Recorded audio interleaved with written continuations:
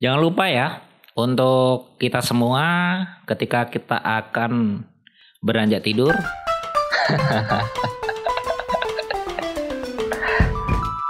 akhirnya aku kembali lagi di Ruslan Hasim Podcast. Bareng aku Alan akan ngobrolin banyak hal tentang dunia ini. Jadi pantengin aja terus Ruslan Hasim Podcast.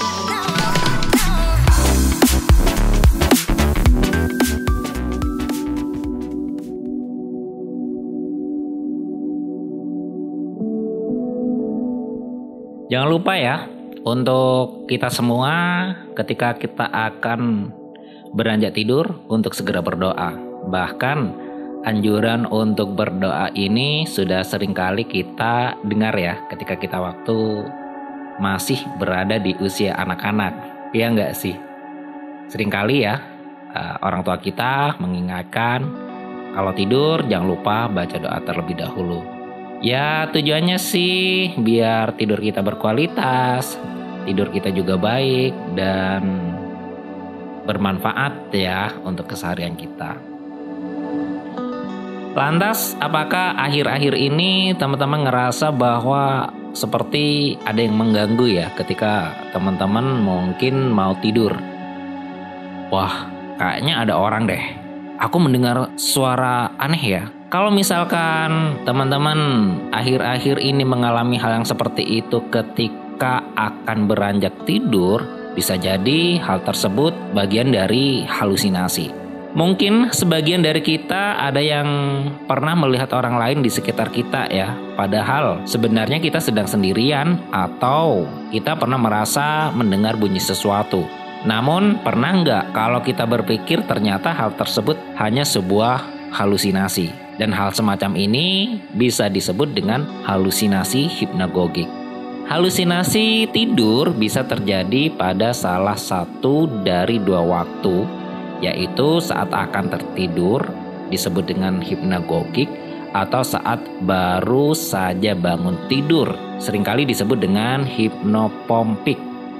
Nah, selain dapat mencegah seseorang tidur lebih lelap dan mendapatkan tidur berkualitas, hipnagogik juga bisa menimbulkan rasa cemas. Dan hal ini tentu berbahaya bagi kesehatan mental kita.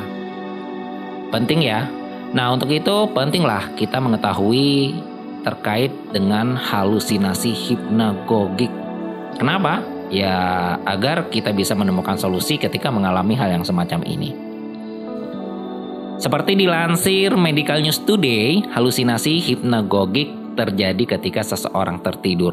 Saat berhalusinasi semacam ini, orang tersebut bisa melihat, mendengar, mencium, menyentuh, atau merasakan sensasi dari sesuatu yang sebenarnya tidak ada. Itu menurut sains ya. Tapi kalau teman-teman percaya, nggak masalah. Karena memang dunia ini tidak terpisah dari sesuatu yang gaib. Dan menurut keterangan dari laman Sleep Education, halusinasi semacam ini lebih sering terjadi pada remaja dan orang dewasa muda.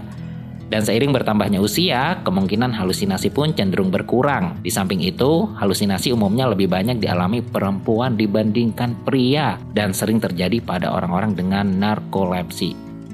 Nah, halusinasi hipnagogik sendiri membuat seseorang merasa kebingungan, sebab mereka sulit membedakan antara halusinasi dan kenyataan. Nah, halusinasi menciptakan gambaran yang kuat dan rumit, serta seringkali menimbulkan rasa takut bagi orang yang mengalaminya. Pada beberapa kasus nih, mereka juga bisa melompat dari tempat tidur yang berisiko melukai diri sendiri tanpa sengaja. Lantas pertanyaannya adalah, bagaimana kita bisa mengalami yang namanya halusinasi hipnagogik? Ya, dilansir dari Heartland, gejala dari halusinasi hipnagogik yaitu membayangkan objek atau peristiwa yang terasa sangat nyata tepat sebelum tertidur. Biasanya secara visual ya. Halusinasi pendengaran juga bisa terjadi saat seseorang tertidur dan lebih sering dialami saat sedang stres. Misalnya, merasa mendengar suara melengking, suara aneh, atau suara-suara tidak jelas. Atau mungkin suara-suara musik ya, angklung, gamelan, ataupun suara-suara lainnya. Halusinasi lainnya yang bisa dirasakan yaitu adanya sensasi sesuatu, seperti misalkan serangga yang merayap di tubuh. Dan hal ini dapat menyebabkan seseorang menggaruk atau menggosok tubuhnya untuk menyingkirkan serangga yang dirasakan. Lalu bagaimana kita bisa membedakan antara halusinasi, hipnagogik, dan itu mimpi? Oke lah, ini ya. Halusinasi hipnagogik berbeda dengan mimpi. Dilansir dari beberapa sumber, halusinasi hipnagogik dapat terjadi dalam kondisi di antara bangun dan tidur. Di sisi lain, mimpi terjadi saat tidur. Perbedaan lainnya yaitu halusinasi terasa sangat nyata, dan seseorang mungkin merasa yakin bahwa telah melihat atau merasakan sesuatu. Hal tersebut dapat terasa menakutkan atau justru membingungkan. Tapi bagi sebagian orang, hal itu justru menjadi sesuatu yang menghibur ya, menyenangkan ya, semacam nonton film kali.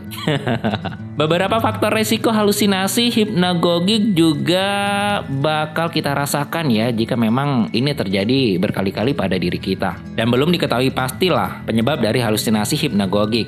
Namun, ada beberapa faktor resiko yang mungkin menyebabkan halusinasi ini. Semisal, konsumsi alkohol dan obat-obatan terlarang, insomnia, kecemasan, stres, narkolepsi, gangguan suasana hati atau mood seperti depresi, dan juga epilepsi. Lantas, apa yang harus kita lakukan gitu kan ketika kita sering mengalami yang namanya halusinasi hipnagogik? Apabila halusinasi menyebabkan kecemasan atau gangguan tidur, sebaiknya segera konsultasikanlah ke dokter untuk mendapatkan penanganan lebih lanjut. Dokter akan mengajukan beberapa pertanyaan meliputi gejala yang muncul, gangguan tidur yang dialami, riwayat medis, dan obat-obatan yang sedang digunakan, serta melakukan pemeriksaan lainnya. Seperti dilansir dari Sleep Education dan Healthline, seringkali halusinasi cenderung berkurang seiring berjalannya waktu. Beberapa hal yang dapat dilakukan yaitu dengan tidur yang cukup, kemudian membuat jadwal tidur yang teratur, menghindari konsumsi alkohol, dan juga jauhi narkotika. Nah, jika halusinasi menyebabkan gangguan tidur atau kecemasan, biasanya dokter akan meresepkan obat-obatan atau merekomendasikan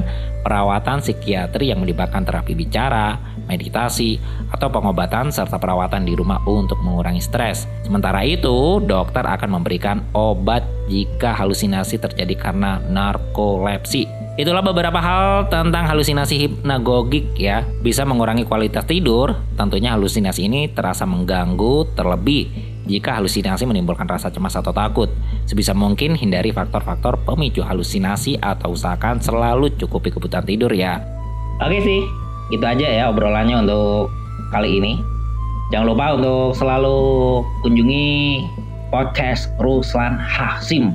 Boleh di YouTube, boleh di Kompasiana. Aku tunggu komentar-komentarnya masih di podcast Ruslan Hasim.